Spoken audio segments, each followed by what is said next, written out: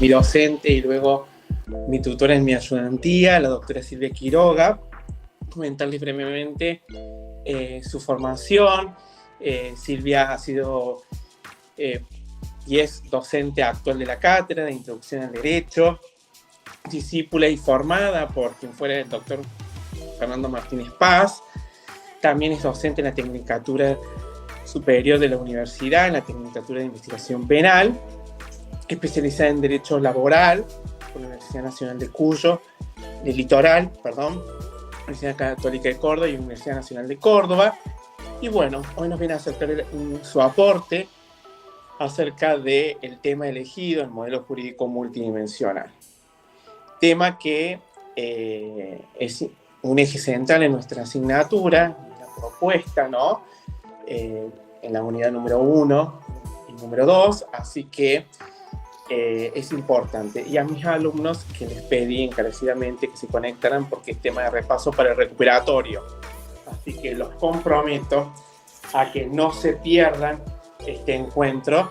Así que bueno, les doy el paso a mi profe, eterna profe, Silvia Quiroga, que es un placer. Muchas gracias.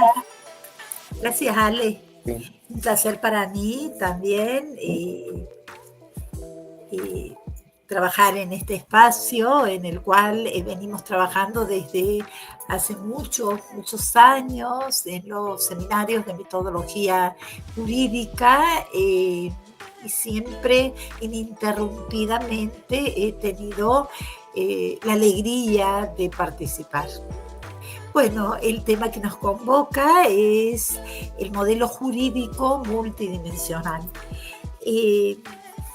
La presente exposición es el resultado de distintas preguntas que han surgido en el marco de nuestra disciplina Introducción al Derecho, los seminarios integrados para docentes e investigadores en la enseñanza del derecho que dirigiera el profesor emérito, doctor Martínez Paz, y que continuará el doctor Aldo Marcelo Azar, actual titular de nuestra Cátedra B de Introducción al Derecho. Dichos encuentros nos han advertido la necesidad de trabajar interdisciplinariamente en la tarea interpretativa. Procuramos con este aporte continuar como un eslaboncito más la rica tradición de la Escuela Jurídica de Córdoba, de cuyos maestros hemos recibido enseñanzas que tenemos tan incorporadas que muchas veces las repetimos sin citarlas. Me refiero al doctor Fernando Martínez Paz, quien desinteresadamente nos formara durante muchísimos años en Introducción al Derecho. Se hace difícil distinguir estas enseñanzas a veces, como les decía, del pensamiento propio, ¿verdad? Por eso es que les expresaba que las reproducimos muchas veces sin citar a las mismas. Y quisiera agregar algo. La tradición se continúa solo si en las sucesivas etapas es asumida y es vivificada conforme al signo de los tiempos. De ello se sigue que hoy es difícil el conocimiento del derecho en su totalidad. ¿Por qué? porque las normas se vuelven cada vez más contingentes, cada vez más cambiantes. ¿Y a qué obedece esto? A la complejidad, a las transformaciones vertiginosas que caracterizan a las sociedades contemporáneas, a las sociedades postmodernas en las cuales estamos insertos. De tal manera hace que las normas, dicha situación, hace que las normas se multipliquen, se diversifiquen y se vuelvan cada vez más contingentes y más diversas. De ahí surge la necesidad de marcar esa diversidad normativa en un conjunto de valores y principios superiores que condicionan su legitimidad. Esta última idea es tomada de nuestro decano, del doctor Guillermo Barrera Buteler. De este modo, tras estas ideas anteriores, pretendo dar fundamento y justificar la necesidad de la tarea interdisciplinaria. El esquema que yo me he propuesto o el planteo de la exposición se divide en las siguientes partes. En primer lugar, reconoceré la propuesta metodológica del modelo jurídico multidimensional sobre la base de un pluralismo metodológico apoyado en un programa integral de interdisciplinariedad. Propuesta metodológica traída por el modelo jurídico multidimensional, apoyado en un programa integral de interdisciplinariedad. Subrayen esa última expresión. A cuyo fin explicitaré esquemáticamente algunos de los presupuestos y algunas de las dimensiones manifiestas en esta línea de investigación. En segundo lugar, analizaré junto a ustedes el concepto de interdisciplinariedad a los fines de delimitar su alcance y significación.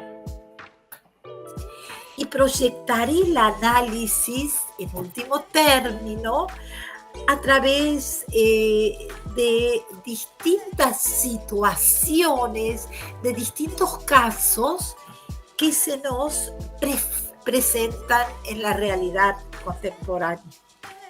De este modo, pretendo dar fundamento y justificar la tarea interdisciplinaria. Bueno, me va a ayudar Alejandro, ¿verdad?, a presentar el PowerPoint. Ustedes, la mayoría de ustedes, han estudiado este tema. Yo les he enviado una guía con apoyo en nada más que en dos de las muchas obras que tiene nuestro profesor, quien fuera nuestro profesor titular, nuestro maestro, doctor Fernando Martínez Paz. En primer lugar, el texto guía y, como así también, la enseñanza del derecho y el modelo jurídico multidimensional. Yo les he pedido que se apoyasen en esa bibliografía a los fines de responder esa pequeña actividad práctica que les envié en su oportunidad. Bueno, en primer lugar, cuando se producen, ¿alcanzan a ver el PowerPoint? ¿Todos? Sí. Muy bien. Y cuando se producen cambios profundos en la sociedad y en la cultura, se origina un proceso de deslegitimación, Ustedes habrán oído hablar de ese término, legitimidad, deslegitimación. Deslegitimidad de la acción educativa, por ejemplo. ¿Y qué hago yo para legitimar la misma?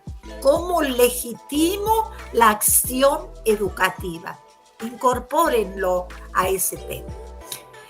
Entonces, cuando se producen cambios profundos en la sociedad y en la cultura, se produce o se ocasiona un proceso de deslegitimación y se evidencian en la actualidad nuevos caminos en la búsqueda de la legitimación. Muy bien, seguimos. Bueno, no sé, Alejandro, ¿puede continuar con el PowerPoint? Muy bien. Ahí está. Gracias. Otra de las características es la situación de anomia que se presenta en la sociedad como una ausencia, como un conflicto o como una confusión de valores. En realidad, ese trabajo nos explicaba el doctor Martínez Paz, y lo hemos trabajado mucho, es tomado de ese término, es acuñado de la sociología, es acuñado por Merton y no es unívoco, pero simplemente les voy a decir ahora, hay una ausencia, hay una confusión, hay una pérdida de valores. Es decir, ¿cuál es la situación del derecho y de su ciencia jurídica en una sociedad contemporánea? Hay muchos factores que me están indicando que estamos en presencia de un cambio, ¿verdad? Y además debo mencionar el tema vinculado a los procesos de transición. Hay paradigmas que van cayendo en desuso con otros paradigmas que vienen surgiendo. Y quiero saber yo cómo conviven el paradigma traído por el modelo jurídico unidimensional con el modelo jurídico multidimensional. Hay además una incertidumbre en qué escenarios estamos insertos y cuáles serán los futuros escenarios. Hay una desestructuración de la cultura, etc. Entonces, en este trabajo se proponen un conjunto de ideas y algunas orientaciones que nos permitan construir un mundo jurídico multidimensional en una sociedad democrática. Gracias, Alejandro. Continúo.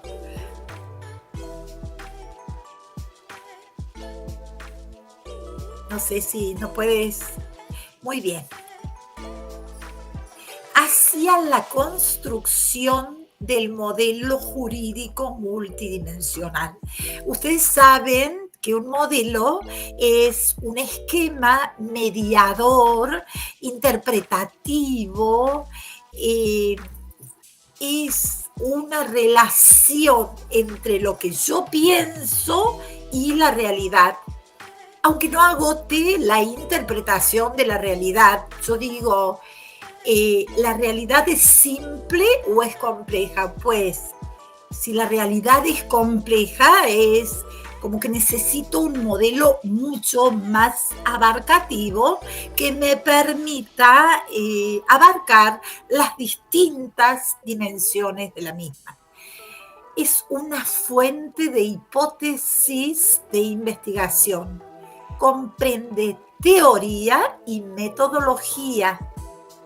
Los paradigmas generan modelos y los modelos son distintas versiones de un paradigma. Ustedes saben que un paradigma o los paradigmas, hay muchos conceptos de paradigma, pero son elaboraciones teóricas de las cuales se sirve la comunidad científica por un tiempo determinado.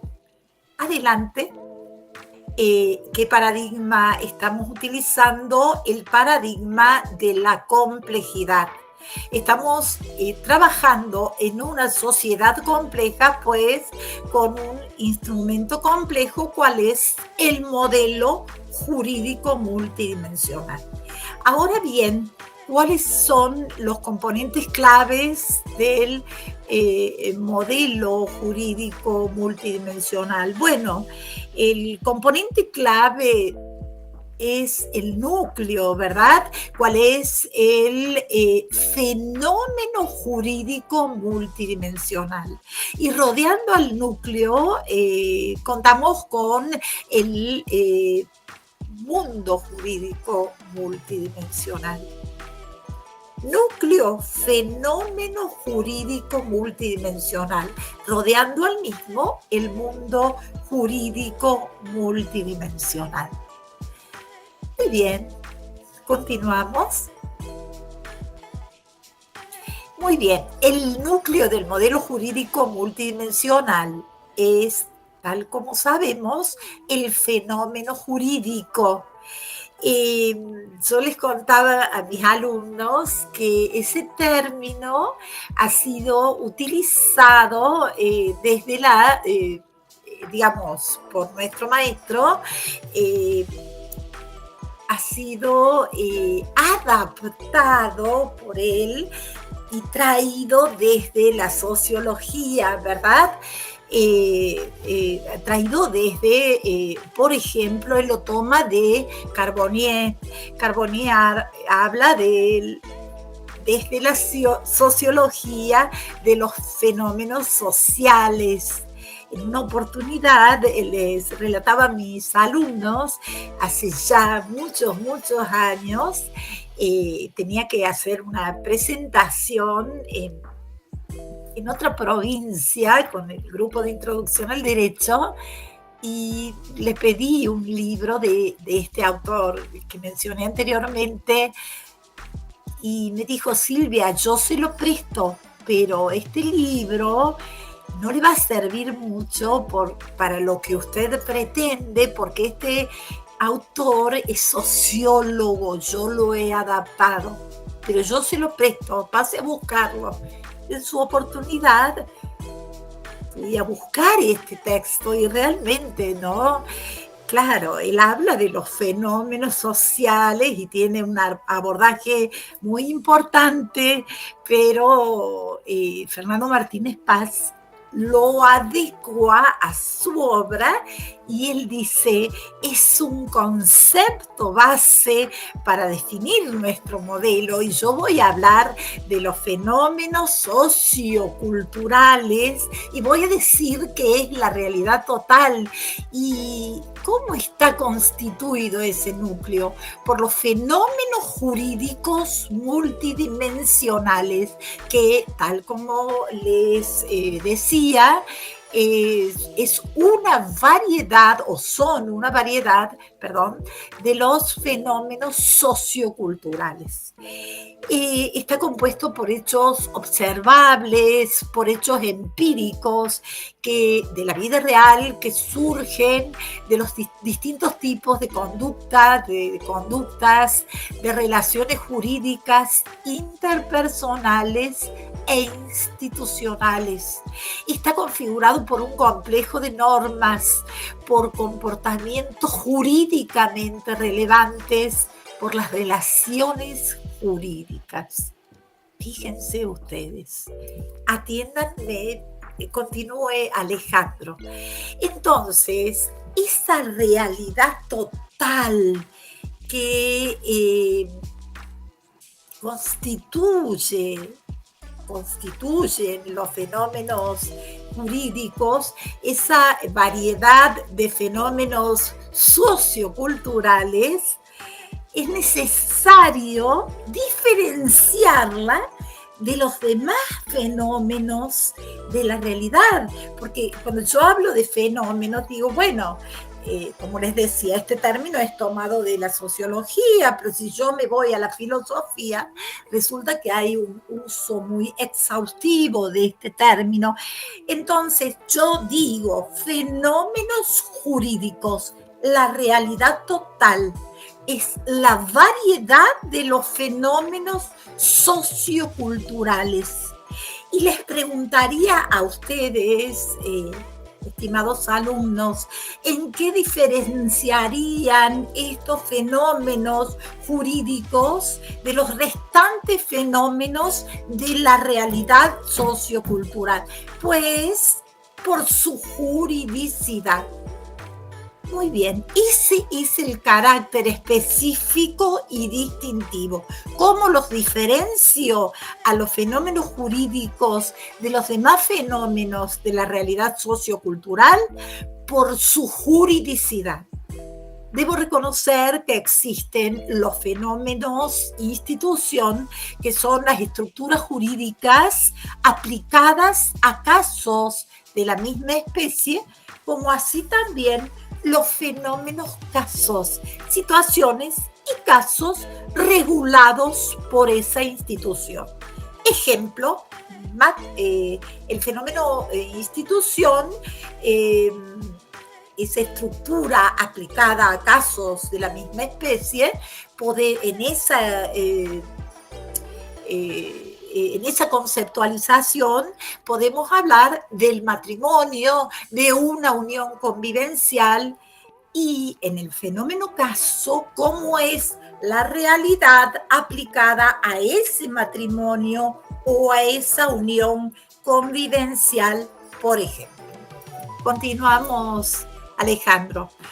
Muy bien, yo les dije, y ustedes lo saben, estoy casi segura, que el núcleo del fenómeno es el mundo, y es el núcleo del modelo jurídico multidimensional, es el fenómeno jurídico o los fenómenos jurídicos, y rodeando a este núcleo encontramos al mundo jurídico. Ese mundo jurídico está enraizado en 4 componentes claves. La persona como una vía de acceso a la dimensión antropológica, a la sociedad, que constituye el soporte de la realidad humana, sin estructuras predefinidas que el hombre debe construir porque construye, porque modifica y porque destruye permanentemente su mundo, y dentro de su mundo está su mundo jurídico. La cultura como una expresión de la particularidad histórica, como una matriz de vida dotada de sentido, y el derecho con sus 2 dimensiones, eticidad y positividad. El derecho, fenómeno antropológico. Fíjense, no hay nada tan determinante, dice Werner Mayhofer, del estilo del derecho de una época como la noción de hombre, que es su punto de referencia. El planteo de la dimensión antropológica del modelo jurídico multidimensional tiene como síntesis, como objetivo, presentar una síntesis de las relaciones entre naturaleza humana y persona.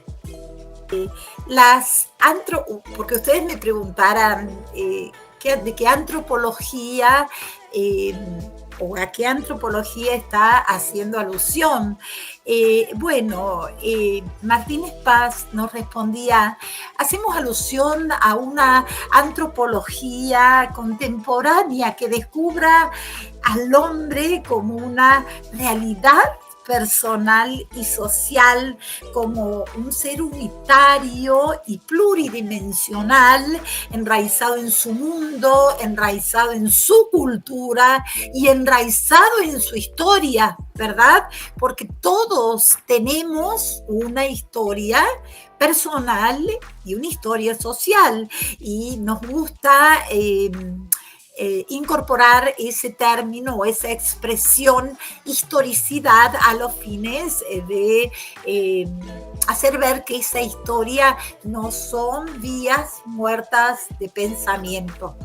En este espacio tiene fundamental importancia resaltar el carácter constitutivamente ético que define al hombre como tal. El hombre es un ser social con una realidad personal, con una realidad histórica muy importante, con fines existenciales, y es un ser constitutivamente ético. Cuando ustedes cursen Derecho Constitucional,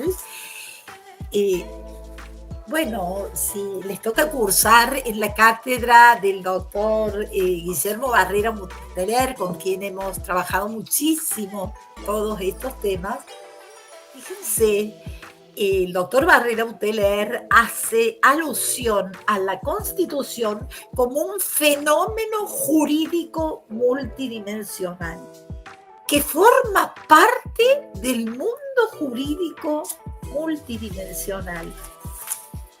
¡Qué maravilla!, ¿no? Entonces, cuando él habla de la dimensión antropológica de la Constitución, fíjense, ¿qué dice? Yo quiero hacer alusión al respeto por la dignidad de la persona humana y los derechos fundamentales que les son inherentes y que forman parte de la dimensión antropológica de nuestro ordenamiento constitucional. Entonces, en algunos casos, la concepción del hombre va a parecer explícita. En otros casos, la concepción antropológica que le sirve de sustento a nuestro ordenamiento constitucional surgirá implícita del reconocimiento de los derechos fundamentales y de las garantías constitucionales. Léase artículos 14, artículos 14 bis, artículos 16, artículos 17, artículos 18, artículos 19 en nuestra Constitución Nacional, de los derechos implícitos, artículo 33 de dicho texto normativo, que importa reconocer los derechos fundamentales preexistentes a la Constitución y al Estado y de la jerarquía otorgada por el 75, inciso 22, a los documentos y tratados internacionales sobre derechos humanos. Y agrego algo más. La dignidad del hombre es la premisa cultural antropológica, como si yo les dijera, bueno, la norma hipotética fundamental en Kelsen, ¿verdad? Acá la premisa máxima es la dignidad del hombre y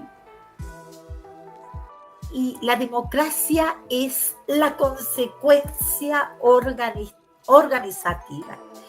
Entonces, la dimensión antropológica se nos muestra como lo más permanente, como lo más universal, porque la naturaleza del hombre es la misma en cualquier tiempo y en cualquier lugar.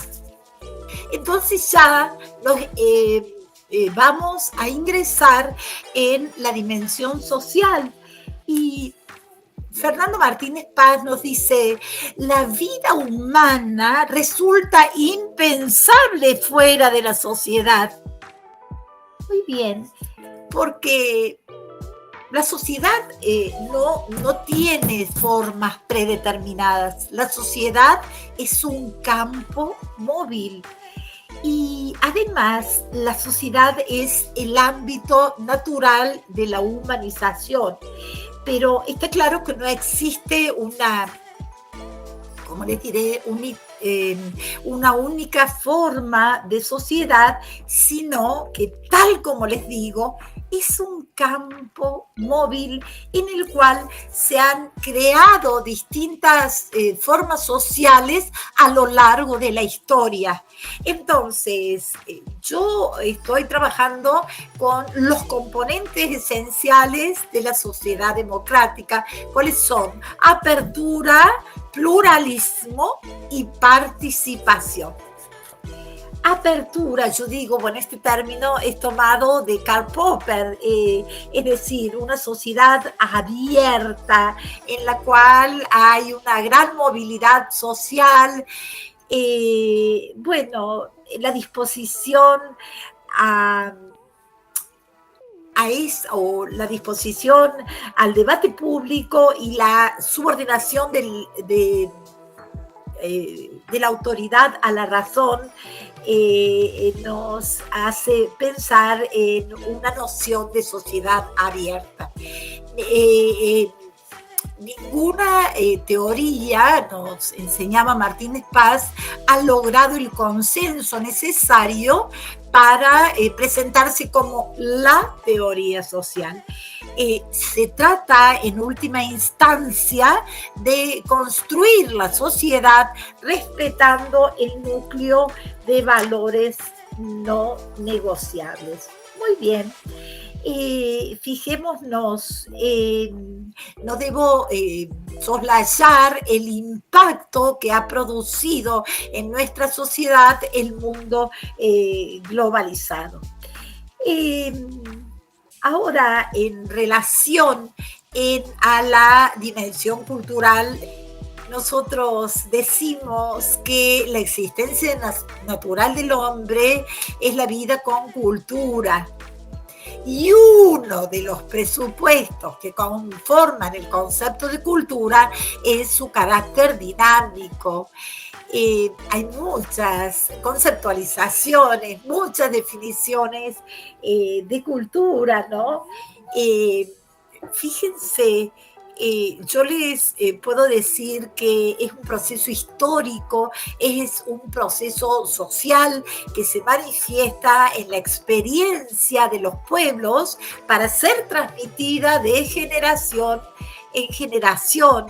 Y también puedo agregar que la cultura es vista desde tres perspectivas: como forma de vida, como orden y como tarea.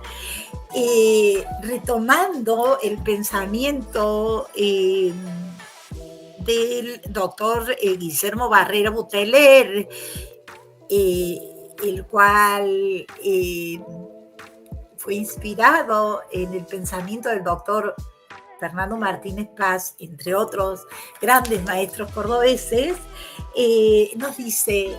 Peter Haberler dice que la Constitución es cultura, y la Constitución no solamente es un texto jurídico, la Constitución, la tengo acá, no solamente es un texto jurídico o una obra normativa, sino que también es la expresión de una situación cultural, un instrumento de autorrepresentación del pueblo. Es un espejo de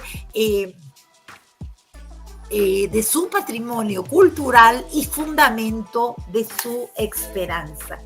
Muy bien, yo les dije que la cultura puede ser vista como forma de vida, la cual se va transmitiendo de generación en generación como orden y como tarea. Y yo les preguntaría, y seguramente ustedes ya están pensando en el ejemplo que podrían brindar. A ver, díganme, cultura como forma de vida. ¿Y qué puedo decirles yo? Bueno, esas experiencias históricas que han sido transmitidas de generación en generación, en el caso de Argentina, la conquista española, la confluencia cultural hispano-indiana, las guerras por la independencia, la defensa de los pueblos del interior en el derecho a autogobernarse, las luchas por la pureza del sufragio, y etcétera, y etcétera. Muy bien, la cultura como orden, porque la cultura va a establecer un orden social, un orden en las relaciones, ¿verdad? Y la cultura como tarea, porque la cultura es algo inacabado, la cultura es algo dinámico. Fíjense, quiero decirles que la Constitución es cultura y es un proyecto a construir. Expresa qué aspira para sí esa sociedad, qué meta se propone alcanzar y cómo desea llegar a ser lo que es y con base en lo que fue. Fíjense, el doctor Pedro J. Frías, otro gran maestro, nos decía que contiene el imaginario de la sociedad, o sea, las representaciones depositadas en nuestra memoria colectiva. Es decir, nos imaginamos así, si no es nuestro presente, que es nuestro futuro deseado. Perdón. Bueno,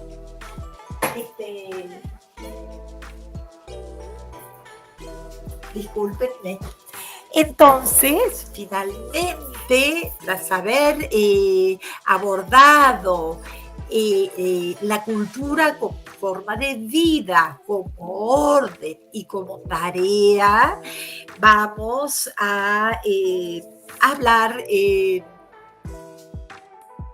Bueno, hay algo muy importante que ingresa en los distintos ámbitos de la cultura y es la posmodernidad.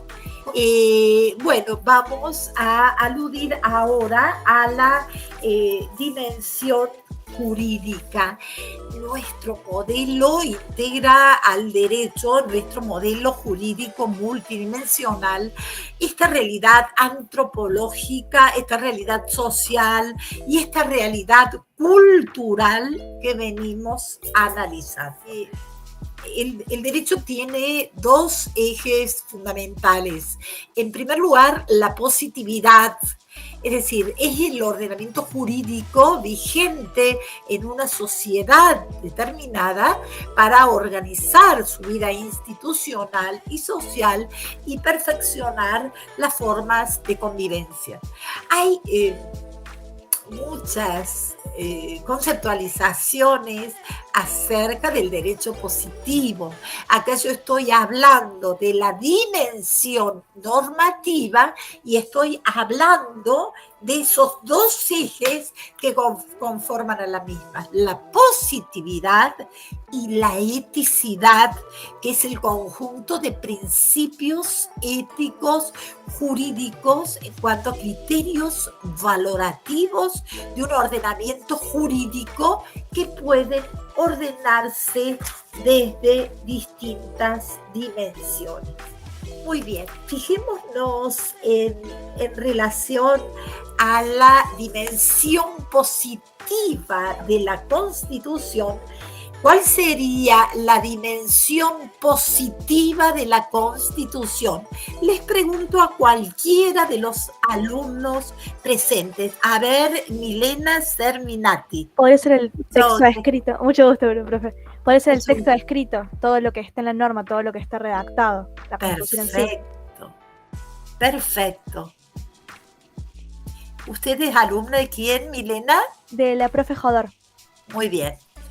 De manera que es el texto escrito. En el caso de la Constitución de la Nación Argentina, nos encontramos con lo que por ahí me gusta textualizar algunos pensadores, lo que Lasalle decía, la tira de papel es la norma que se encuentra en la máxima jerarquía normativa del Estado y a cual deben adecuarse todas las demás normas. Ustedes, alumnos ya casi concluyendo el primer cuatrimestre del primer año, lo saben, ¿verdad? En el caso de la Constitución de la Nación Argentina nos rige la del 53 con todas las reformas, 60, 66, ¿qué otra? 98, 57 y la del 94. Fíjense,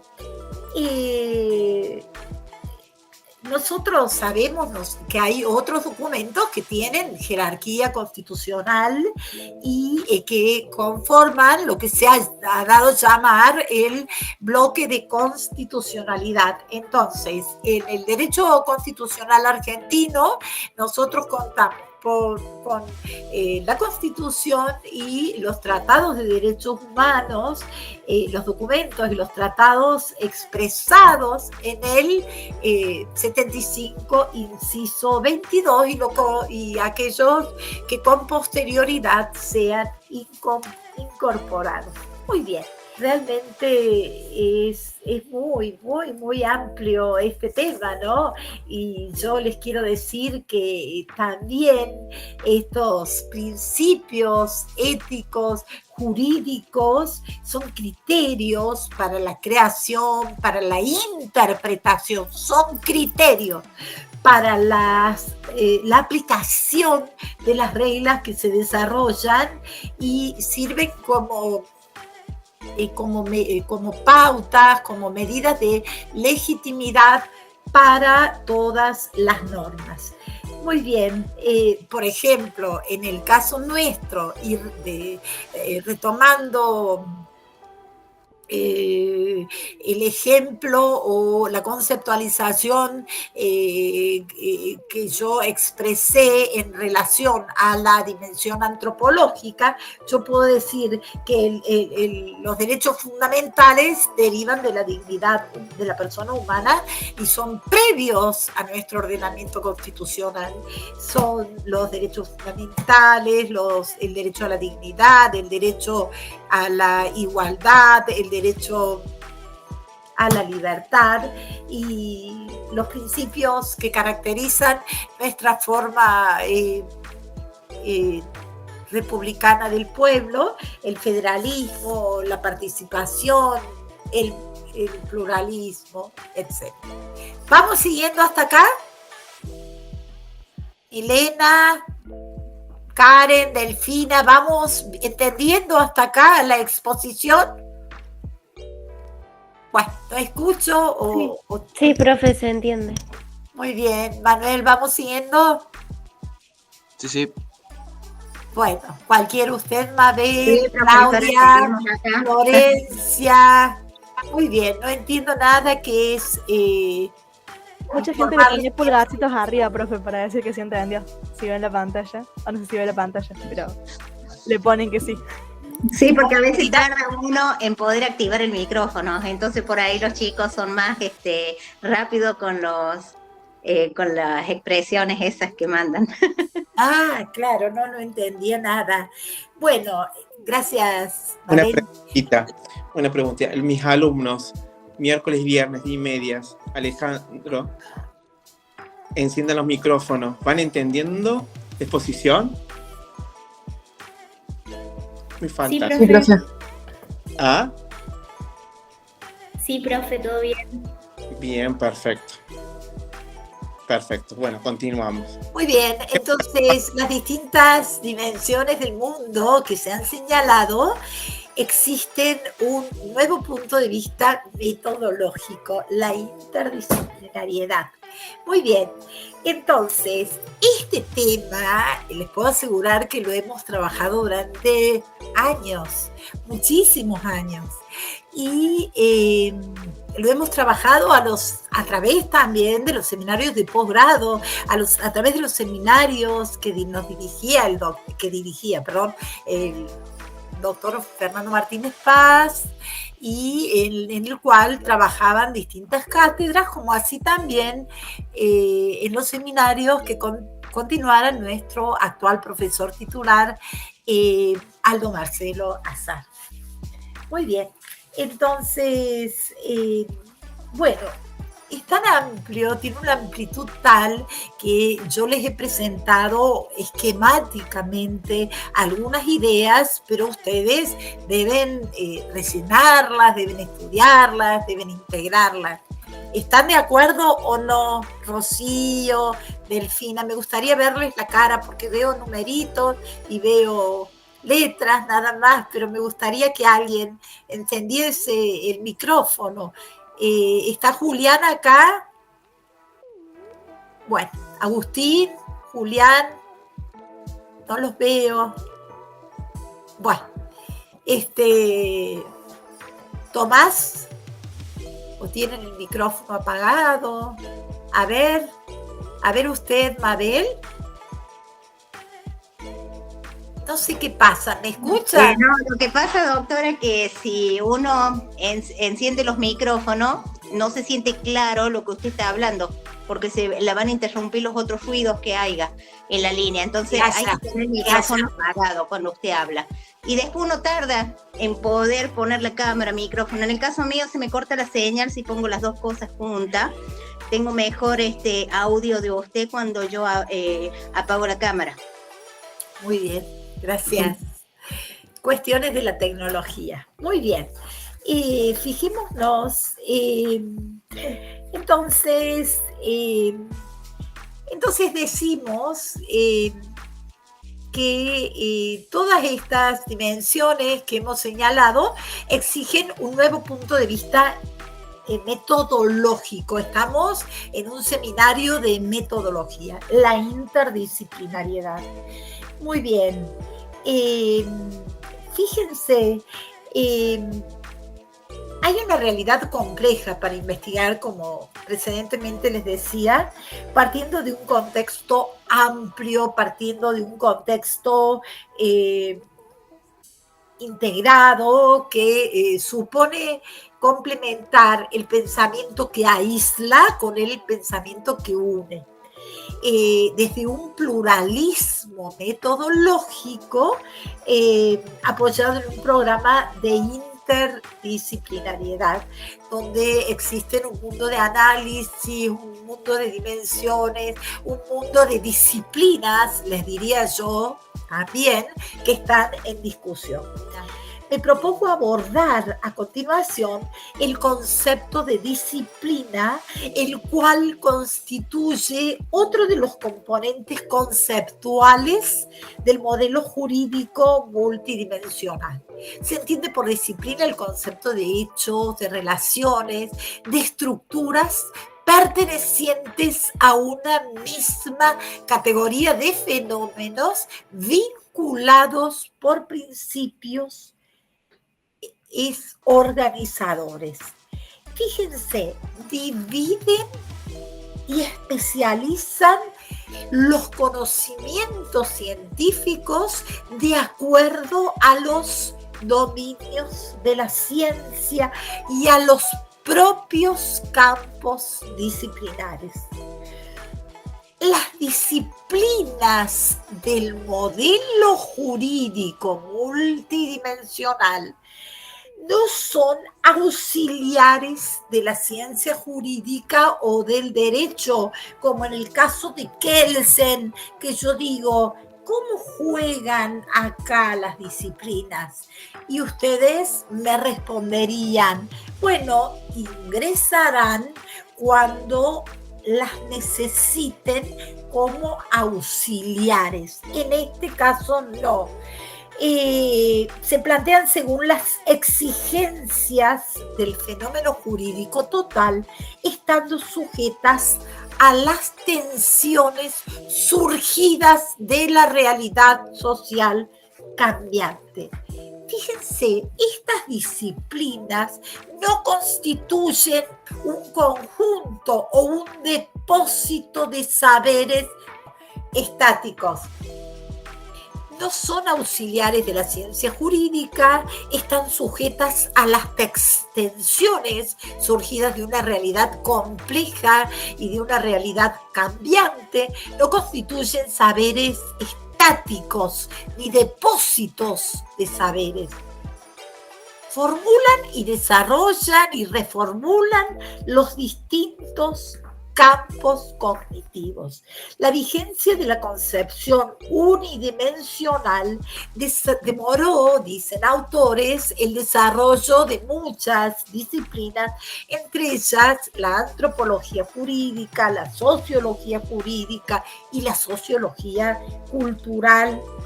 Cuando comenzaron a deslegitimarse los modelos jurídicos unidimensionales, pudieron darse importantes pasos en las propuestas de disciplinas más claramente identificadas.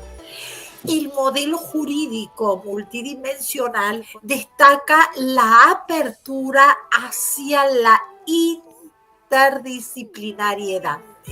Tomando un texto de educación, la interdisciplinariedad en la educación, que trabajamos mucho en la cátedra, me surgieron las presentes preguntas o las preguntas que a continuación formulo. ¿Cuáles son las razones por las que estamos tan preocupados por esta problemática? ¿En qué medida es importante estimular la preocupación por la interdisciplinariedad entre aquellos que tenemos responsabilidades en la enseñanza del derecho? ¿Representa la interdisciplinariedad un tema digno de ser discutido acá en las aulas de la Universidad Nacional de Córdoba dentro de la problemática educativa?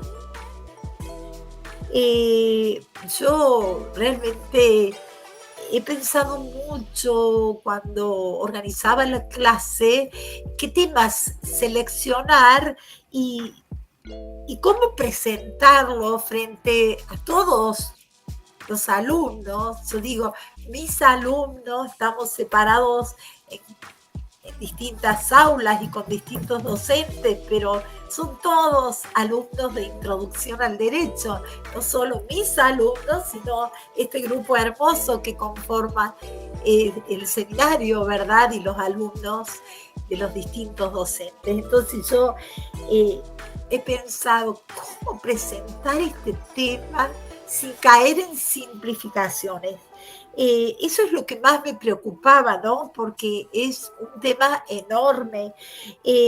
Entonces, dijimos, la interdisciplinaridad, vuelvo, son relaciones de intercambio y de integración entre distintas ciencias y entre distintas disciplinas.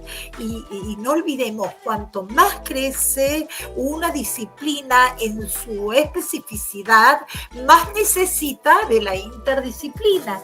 Fíjense, yo creo que es necesario para el progreso de las ciencias tener en cuenta todas estas relaciones conceptuales, y yo creo que es necesario que la información interdisciplinaria ocupe su verdadero lugar. Es decir, como les decía recién, cuando la actitud de los conocimientos o frente a los conocimientos surja de una síntesis abarcativa, de una síntesis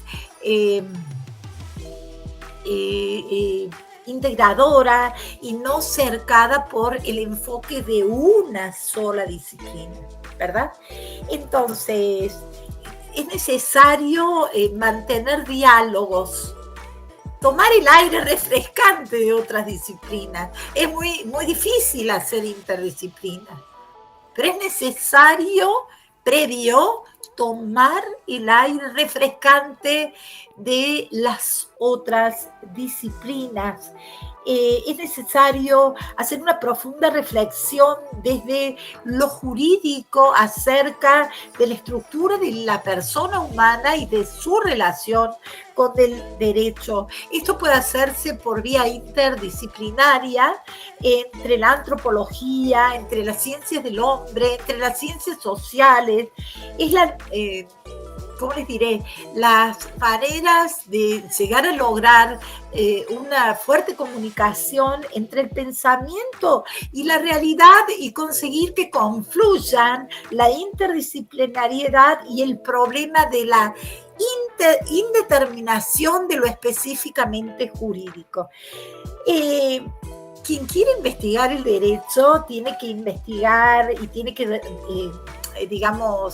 dominar herramientas que le permitan poner lo jurídico en su lugar en el conjunto de las prácticas sociales. Como yo les decía a mis alumnos en la clase de ayer, no venimos a estudiar normas vacías de contenido, interpretación, aplicación, el juego armónico o premisa mayor, premisa menor y conclusión, que es el juego armónico entre ambas premisas.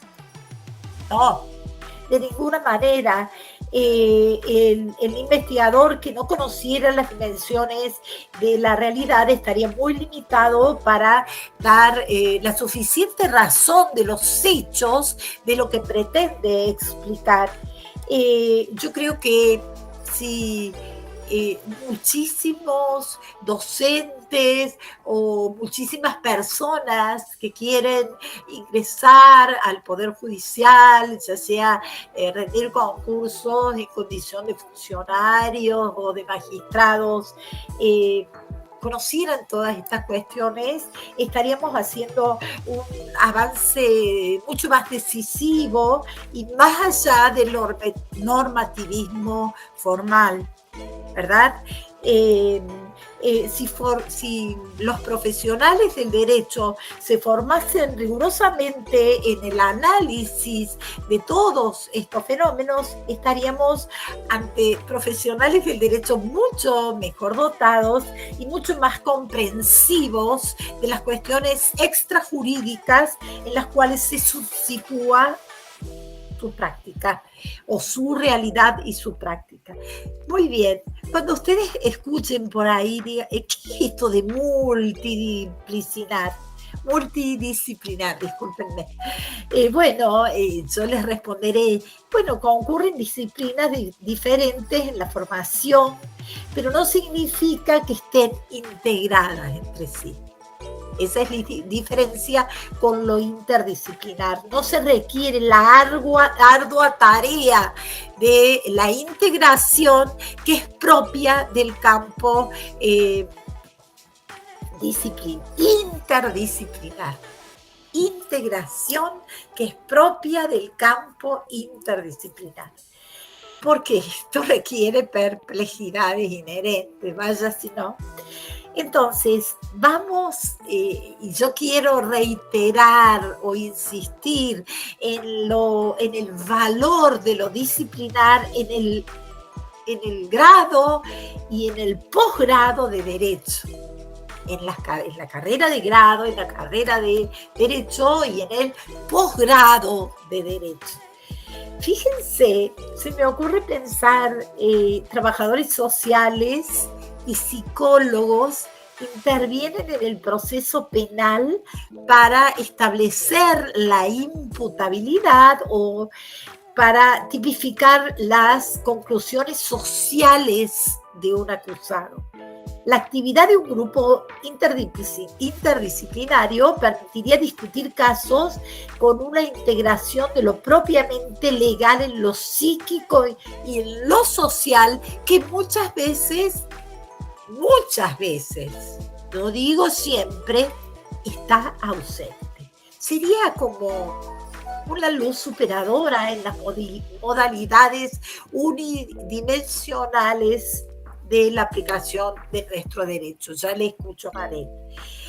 Los estudios culturales proponen una mirada crítica y reflexiva del campo jurídico desde una perspectiva epistemológica que abandona los clásicos estudios normativistas a favor de enfoques que inscriben el estudio del derecho dentro de un marco más amplio de las relaciones sociales. La escucho, Mabel. ¿Cómo está? Hola, profesora, ¿cómo le va? ¿Cómo está?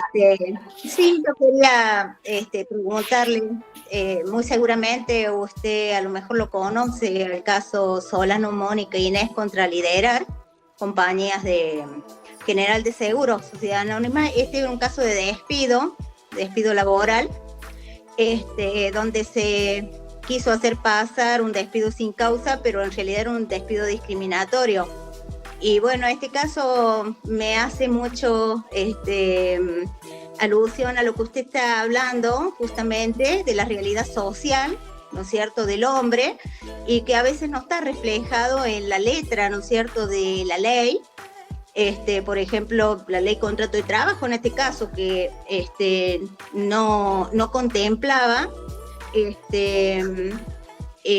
la licencia por maternidad en el caso de adopción, y esta mamá había adoptado 4 hermanitos en Misiones, que eran hermanitos, por eso me parecía que a lo mejor es un caso muy... Hay mucha casuística, sé de lo que me va a hablar. Y que en este caso, bueno, se tuvo que aplicar la multidisciplinariedad, como usted lo dijo, y aplicarlo a la realidad social, antropológica, ¿no es cierto?, justamente para poder hacer justicia en el caso concreto, ¿no es cierto?, porque si bien esta mamá no había sido mamá biológica, que había dado a los niños para tener la licencia de maternidad, estaba obteniendo la guardia y la adopción de 4 hermanitos que la hacían mamá, y tenía también una mirada, ¿no es cierto?, que había que contemplarla al igual que una mamá biológica. Y esta persona dice que no pensó ella en la empresa, sino que pensó en sí misma, o sea, una falta de humanidad tremenda. Uh-huh. ¿Dónde lo estudió al caso o dónde lo trabajó? ¿En Derecho del Trabajo? Sí, cuando hicimos Derecho del Trabajo y Seguridad Social. En esa materia lo trabajamos al caso, y bueno, y justo me acordé del caso, y bueno, y me pareció que era adecuado para poder comentarlo ahora justamente. Para trabajar la interdisciplinaridad y para trabajar muy bien el modelo jurídico multidimensional. Yo lo he trabajado con mis alumnos. Una integración tuvo que haber acá, porque había una laguna justamente con respecto a la norma que no se adecua a la realidad social de ciertos casos, como es este caso. Muy bien. Bueno, Mabel, perdón, voy a hacer una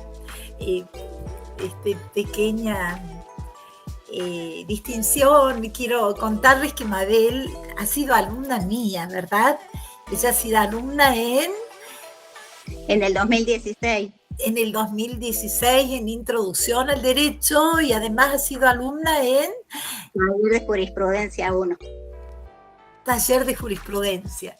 Y ella con un promedio muy elevado y con mucho sacrificio, porque tiene 6 hijos y bueno, inició su carrera ya un poquito más grande que ustedes, siendo un poquito mayor. Ha obtenido un promedio altísimo y se ha recibido el 25 de marzo, ¿verdad? Y ella asiste al grupo del doctor Aldo Marcelo Azardía y a mi grupo durante otro día, y es una valiosa persona y colaboradora en ese grupo de alumnos. Bueno, muchas gracias por el concepto, doctora. Todos la quieren. ¿Sí? No tarde su tiempo en esto. Bueno, no quería decirles porque es un ejemplo a seguir. Bueno, sí, el caso, hay mucha casuística respecto del tema del cual usted... a ver, el caso se llama Solano, Mónica Inés contra Liderar, ¿verdad? Era Sí. una compañía de seguros. Claro, esta señora, Mónica Solano, fue despedida luego de la guarda de 4 hermanitos que se encontraban en un hogar para huérfanos. Y entonces ella solicita la licencia por maternidad prevista en la ley de contrato de trabajo 2744 y sus modificatorias por 90 días en el régimen de contrato de trabajo, pero la empresa le concede 45 días. Entonces, una vez agotada el plazo de licencia, Cueto, al querer reintegrarse a su trabajo, le dice: mire, señora Mónica Inés Solano, le pido que no venga más, yo la despido porque usted ha pensado primero en su familia y ha dejado de lado lo que debía ser su prioridad, cuál era la empresa, ¿verdad? Y se la despide sin causa. Y muy bien, entonces la trabajadora invoca el artículo 182, invoca la reparación prevista en el 182 de la Ley de Contrato de Trabajo. ¿Por qué? Y además ella solicitaba que se equipare la maternidad biológica con la maternidad por adopción. El AUCO rechazó la demanda y después, porque no probó que tuviese una especial animadversión hacia la empleadora. Muy bien, entonces digamos, ella, la apelante, dijo: pero ¿cómo? El tribunal recurrió en muchas contradicciones porque nombró a otra persona y a mí me dejó sin trabajo. ¿Cómo es eso? Entonces ha omitido la valoración de la prueba obrante en autos. Entonces, en materia de derecho de trabajo hay una inversión de la carga probatoria. Entonces se dijo: ha omitido los principios que corresponden a dicha carga probatoria. Entonces, la Cámara Nacional de Trabajo, una vez, recorrida esta vía recursiva, llegamos a la Cámara de Apelaciones del Trabajo, donde se condena solidariamente a la empleadora y a sus socios también a abonarle las indemnizaciones pertinentes. Muy bien. Claro, ahí no había pedido reinstalación, porque también es un despido discriminatorio. Fíjense, la situación de la madre adoptiva, dijo, entre otros fundamentos la Cámara, debe equipararse a la situación de la madre biológica. Caso contrario, estaríamos frente a una discriminación contemplada en algunas normas de la Ley de Contrato de Trabajo, como la Ley 23592, la Ley Antidiscriminatoria. Muy bien, una de las garantías fundamentales de nuestro ordenamiento jurídico, tal como ustedes saben, y lo expresamos aludiendo al tema que nos ocupa, es la igualdad de los habitantes ante la ley, prevista en el artículo 16, ¿no?, de la Constitución, como también hay otras normas a las cuales yo puedo citar, el artículo 14 bis, puedo citar los tratados de derechos humanos, la Convención sobre los Derechos del Niño, el amparo de la familia, el cuidado de los hijos, es decir, yo puedo citar muchos tratados con jerarquía superior a las leyes incorporadas a través del 75, inciso 22. Ese caso es un caso lindísimo. Gracias, Mabel. digamos, equiparación de la maternidad biológica con la maternidad por adopción no admite punto de discusión alguno desde la lógica de la razón y desde el sentido común. Fíjense,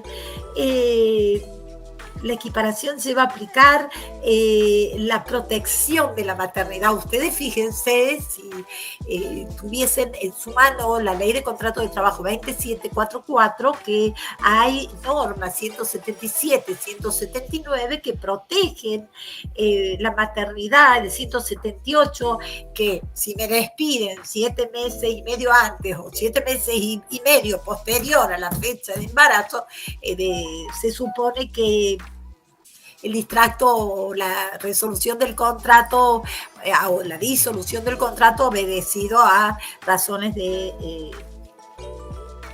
maternidad. Muy bien. De tal manera que yo quiero decirles que no hay duda que lo que ha hecho el juez es aplicar la situación de madre adoptiva, equipararla a una situación análoga a la madre biológica. ¿Me entienden? Porque en esa ley de contrato de trabajo no se habla de adopción, de licencia por adopción.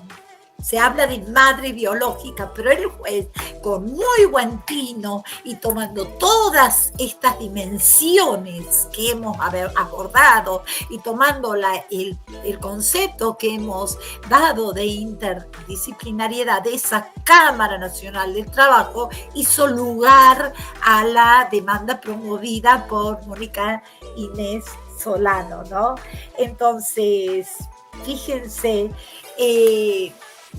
es como que siempre la antropología del derecho le recuerda a la ciencia jurídica que el límite de todo derecho, ojo, ciencia jurídica, no te olvides que el límite de todo derecho está en la libertad y está en la dignidad humana, y que la antropología jurídica no es algo abstracto, no es un compartimiento separado de la norma. ¿Me entiende? El límite de todo derecho está en la dignidad humana. Fíjense, entonces es necesario que mantengamos diálogos abiertos, que introduzcan la problemática que estamos abordando con capacidad crítica y con capacidad autocrítica. Muy bien, atiéndanme la propuesta del modelo jurídico multidimensional que nos presenta el doctor Fernando Martínez Paz. Es un intento de dar respuesta a la realidad de lo jurídico en cuanto a las innumerables perspectivas de la problemática cultural y jurídica que desbordan cualquier modelo que trate de enmarcarla dentro de un ámbito cerrado. Excelente la clase, como siempre, Silvia. Muchas gracias. Muchas gracias, Nerea. Gracias a vos y gracias a Ale por haberme convocado.